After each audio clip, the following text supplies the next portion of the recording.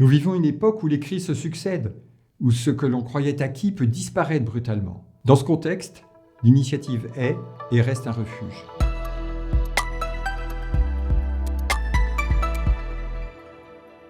L'année 2024 s'est achevée sur une note forte, celle de la solidité du modèle de l'initiative. C'est un modèle unique qui repose à la fois sur l'articulation entre appui bilatéral et multilatéral, et sur la combinaison de financement catalytique avec de l'expertise humaine.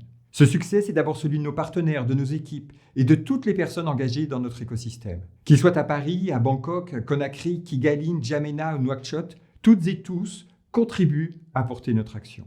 Mais dans un monde plus incertain, plus complexe, nous avons une responsabilité. Transformer les progrès réalisés en de véritables succès. Parce que le progrès n'est pas une fin en soi. Il n'a de sens que s'il est ancré dans l'équité, dans la durabilité et dans l'action politique. Réduire les nouveaux cas, ce n'est pas éradiquer. Innover, ce n'est pas encore garantir l'accès.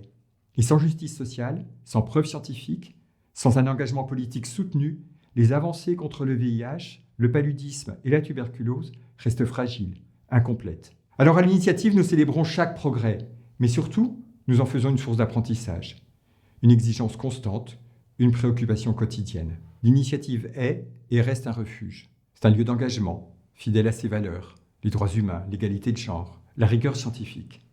Notre action est guidée par une exigence de qualité, sans compromis, par la préservation et la transmission des savoirs, et surtout par un sens profond de l'humain, de la probité et de la modestie. C'est cette approche fidèle à celle d'Expertise France qui garantit des actions durables, réellement transformatives, y compris et surtout auprès de celles et ceux que d'autres oublient trop souvent.